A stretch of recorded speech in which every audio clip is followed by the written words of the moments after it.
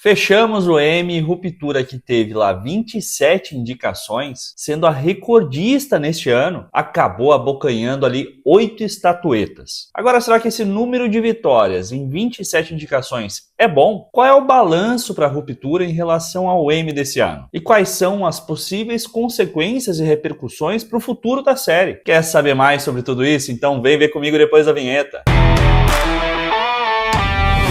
Fala, meus queridos, eu sou o Diogo Alpendre e seja bem-vindo a mais um Viu Comigo. Hoje vamos fazer aqui um balanço sobre os Emmys e qual é o impacto que isso provavelmente vai ter na nossa série queridinha, em Ruptura, já que afinal ela tinha ali um hype absurdo com 27 indicações e vamos combinar, ela fez uma baita campanha para tentar converter aqui essas indicações em vitórias, com uma campanha de marketing massiva que nós vimos nas redes sociais e também com fotos ali de coisas associadas a campanhas de OAH, de mídia exterior, e até mesmo aquele mural enorme pintado em plena Los Angeles. A Apple abriu o bolso por Ruptura. Agora, será que isso teve efeito? Será que você ter 8 vitórias em 27 indicações, mas ter perdido ali algumas das principais, pode ter um impacto, pode ter um efeito no futuro da série? Vamos analisar isso tudo. Então, olha, vem acompanhar isso com a gente, já deixa o seu like nesse vídeo, se inscreve no canal se ainda não tiver inscrito e ativa as notificações para não perder nenhum vídeo novo. O nosso canal com certeza é o canal no Brasil com o maior número de vídeos sobre Ruptura. E você sabe que você pode acompanhar tudo sobre a série por aqui. Estamos ansiosos para que tenham informações ali sobre o início das gravações e principalmente sobre uma possível data futura para a estreia da próxima temporada. Então ativa as notificações que você vai receber uma notificação quando esses vídeos começarem a sair. E agora vamos então direto para a análise das vitórias das indicações que Ruptura teve nos Emmys e do balanço geral, se isso foi positivo ou nem tanto. Vale a gente analisar aqui principalmente como a Apple provavelmente enxerga essas indicações e as vitórias, já que ela sempre foi ali uma outsider dessas indicações, assim como a Netflix era lá no passado, quando saíram os streamings, com as principais indicações sempre ficando na mão das grandes produtoras, os grandes estúdios, como a própria HBO. E eu não sei se vocês sabem, mas o Emmy é dividido aqui em dois momentos. O momento Creative Arts, que são ali as categorias mais técnicas, e a cerimônia principal, que aconteceu agora, e que é basicamente ali dividida em alguns critérios, em algumas categorias, mas que as principais, para o que nós vamos falar aqui agora, é com relação às séries de drama e com relação às séries de comédia, onde nós temos dentro de cada categoria dessa, as subcategorias que entram ali como exemplo, melhor série de drama, melhor série de comédia e melhores atores, tanto atriz e ator principal, como também atriz e ator coadjuvante em cada uma dessas categorias. Então temos um melhor ator de comédia, melhor ator de drama, melhor atriz de comédia, melhor atriz de drama, e assim vai. Então, com esse contexto feito, vale a gente analisar aqui, por exemplo, a nível de estúdios, quem é que teve mais indicações e vitórias, sendo, por exemplo, a HBO, a empresa com maior número de indicações nessa edição, com 142, e que acabou levando 30 estatuetas. A Netflix em segundo lugar, com 120 indicações, e que também acabou levando 30 estatuetas. E aí, minha gente, na sequência, a gente já tem a Apple TV, que bateu o recorde dela nesse ano com 81 indicações e acabou levando 22 estatuetas. Então, proporcionalmente aqui, ela arrebentou. E se nós pensarmos que dessas 22 estatuetas nós tivemos ali 8 que foram de Ruptura, não parece nada mal, né? Mas é claro que isso depende também do peso dessas categorias. Porque, obviamente, você ganhar como melhor série de drama ou como melhor série de comédia tem um peso muito maior do que, de repente, uma categoria técnica, porque provavelmente isso vai alavancar a audiência dessas séries e que vai acabar gerando cada vez mais receita para a empresa, para o estúdio. Então, como é que foi Ruptura nesse balanço todo? Ruptura venceu em boas categorias, não nas principais, ou talvez não em várias das principais, mas teve aqui uma vitória relativamente consistente, porque acabou ganhando ali como melhor atriz em série de drama, com a Brit Lauer, pelo papel de Helena Egan e de Halle R. E que, vamos combinar, ela arrebentou, inclusive fazendo um discurso super emocionado e que tinha ali uma pegadinha. O bilhete que ela estava lendo tinha uma mensagem pedindo para fugir dali, exatamente o que uma Halle falaria, hein? E como nós já tínhamos visto mesmo na série. E a vida dela não foi fácil, porque entre diversas concorrentes que ela tinha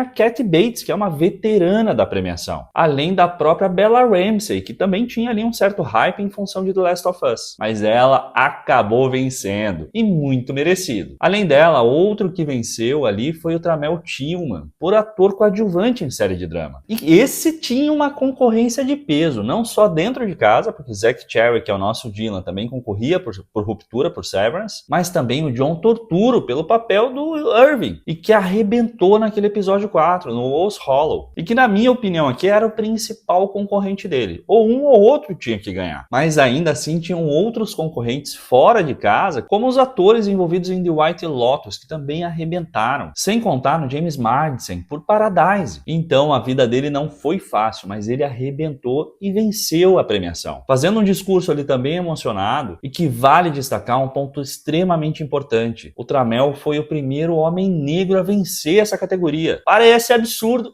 é um absurdo, mas até que enfim essa barreira foi quebrada. E vamos combinar, muito merecido. E eu confesso que ele devia terminar o discurso dele ali com decluta feculência, mas ele não quis ir por esse caminho. Outra categoria que Ruptura venceu e que pra mim aqui foi uma certa surpresa foi a atriz convidada em série de drama, e que foi vencida pela Meredith Weaver, pela atriz que interpreta a Gretchen, a esposa do Dylan na série. E por que pra mim foi uma certa surpresa? Porque ela concorria com grandes estrelas, como a Jane Alexander, também por Ruptura, a Gwendoline Christie, também por Ruptura, além da Kathleen Dever, de The Last of Us, que pra mim era a principal concorrente nessa categoria. Sem contar a própria Catherine O'Hara, que também é uma atriz mega experiente aqui nos Emmys. Levou ainda por composição musical com o Ted Shapiro, e que vamos combinar, já tinha arrebentado na primeira temporada e arrebentou aqui de volta, concorrendo ali até com outras favoritas, como White Lotus e Andor. Ganhou também por design de títulos, que no nosso linguajar aqui é a abertura, que já tinha ganho lá na primeira temporada, com aquela abertura fantástica feita pelo Oliver Latt e pelo pessoal da Extra Wag, e que essa segunda temporada evoluiu, ficou ainda mais interessante, escondendo diversos easter eggs ali da segunda temporada dentro da própria abertura, e que nós analisamos aqui no canal detalhe a detalhe. Vou deixar o vídeo aqui na descrição e aqui também nos cards, logo no final do vídeo, e que concorreu ali com grandes séries como Pinguim, Matéria Escura, White Lotus e Casa do Dragão. Ou seja, a concorrência era de peso. E que ainda levou por fotografia com a Jessica Ligonier, que é a diretora de fotografia desde lá da primeira temporada e que sempre arrebentou muito, mas que nessa segunda temporada foi impecável, mas concorria ali com Andor, com The White Lotus, ou seja, com outros concorrentes de peso. E para fechar, ainda levou por design de produção, com a equipe toda do Jeremy Hindle e especificamente pelo trabalho realizado em Shikai Bardo, que é o episódio que nós vemos ali a história da Jamie, como ela chegou naquele andar de testes da Lumon. E que, vamos combinar também, foi impecável, né? Mas que concorria com o episódio Dia 1 de The Last of Us, Amor Fati de The White Lotus e Homecoming de Pinguim, que pra mim também eram episódios muito bons. Mas Shikai Bardo estava um passinho na frente. Então foram vitórias bem consistentes, que colocam aqui a série num patamar bem interessante, mas que se a gente analisar todas as categorias premiadas no Emmy, acabou por perder 3 das principais, que seria a melhor série de drama, que acabou indo pra The Pitt, que vamos combinar, é uma ótima série, eu gostei pra caramba, mas ela é uma versão atualizada do Plantão Médico, inclusive ali de alguma forma reciclando alguns personagens. O próprio ator, né, o Noah Wyle, é um ator que já tinha inclusive sido indicado, se não me engano, 4 ou 5 vezes por Plantão Médico lá no passado, e que nunca tinha ganho, mas que ainda assim é uma série muito boa, deixa a gente angustiado do primeiro ao último episódio. E acabou perdendo também o de ator principal em série de drama, exatamente pelo Noah Wyle, pelo cara que interpreta o ator principal ali, o personagem principal em The Pitt, e que ele arrebentou em The Pitt, sem dúvida nenhuma, mas que eu acho que o Adam Scott merecia um pouquinho mais, não só por aquele diálogo que ele faz com ele mesmo, utilizando a câmera, que foi fantástico, mas por toda a versatilidade que ele apresentou em todos os episódios, com ambientes e situações totalmente diferentes. Na minha memória fica gravada aquela cena dele tentando, do Mark interno, tentando subir na porta enquanto o Sr. Drummond pega ele e taca ele na parede, ou mesmo do reencontro do Mark externo com a Gemma. Foi emocionante, ou seja, uma pluralidade de emoções aqui que exigiu muito mais do Adam Scott do que talvez The Pitt tenha exigido do Noah Wyle. Mas enfim,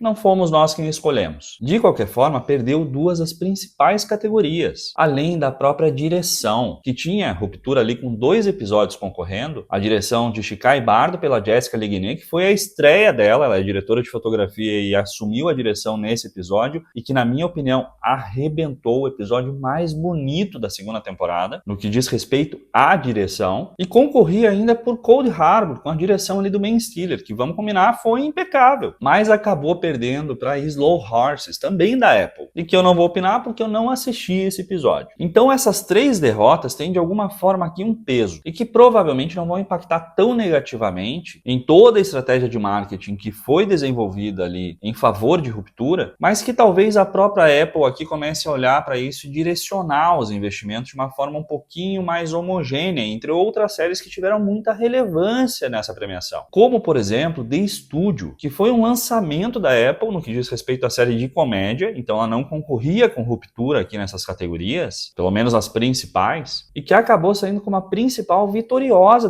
dessa premiação, já que ela teve 23 indicações, enquanto Ruptura teve 27, só que enquanto Ruptura teve 8 vitórias, The Studio teve 13, o que já era um recorde em indicações de uma série em ano de estreia na categoria de comédia, e que acabou limpando tudo. E que vamos combinar, a série é fantástica, Seth Rogen ali arrebentou, e acabou inclusive levando aqui como melhor ator ali em série de comédia, merecidamente, e a própria série acabou ali também abocanhando o prêmio de melhor série de comédia. E que embora tenha sido um sucesso, nós não vimos tanto investimento e tanta repercussão em marketing como nós tínhamos visto para Ruptura. Mesmo Ruptura sendo declaradamente a série com maior audiência nesse ano na Apple TV. Então o que isso significa? O que essas vitórias e derrotas significa especificamente para a Ruptura? Analisando como estúdio, então, a Apple TV se consolida ali como a terceira maior vencedora dessa premiação, mas que na relação, na proporção entre indicações e vitórias, ela é a primeira, pelo menos entre as 3 principais, que seria a HBO, a Netflix e a própria Apple TV. O fato dela ter tido mais indicações, mais 8 vitórias, enquanto o The Studio teve 23 indicações, 4 indicações a menos, mas ter tido 13 vitórias, pode de alguma forma aqui proporcionalizar investimentos para as próximas temporadas, significando que talvez nós não tenhamos o mesmo investimento em marketing para divulgação e para indicações e premiações no futuro do que nós tivemos nesse ano, que basicamente foi tudo focado ali em Ruptura, mas e que provavelmente vai também aqui talvez ocasionar uma certa pressão na produção de Ruptura para ter ainda o melhor desempenho nas próximas temporadas, consolidando os personagens que acabaram dando vitória ali tanto para Brit Lauer quanto para o Tramel Tillman e para a própria Meredith Weaver, que pode também se tornar uma personagem recorrente na própria série, mas principalmente pode gerar uma pressão no que diz respeito aos tempos de produção e de gravação, já que a Apple já declarou anteriormente que não quer um hiato aqui de 3 anos entre uma temporada e outra. E embora saiba que seja importante ter o máximo de cuidado com a produção do que vai ser a próxima temporada, provavelmente vai apertar o cerco ali, porque com o sucesso que The Studio teve e que já está em processo aqui também de produção para a próxima temporada, provavelmente de alguma forma eles vão querer aqui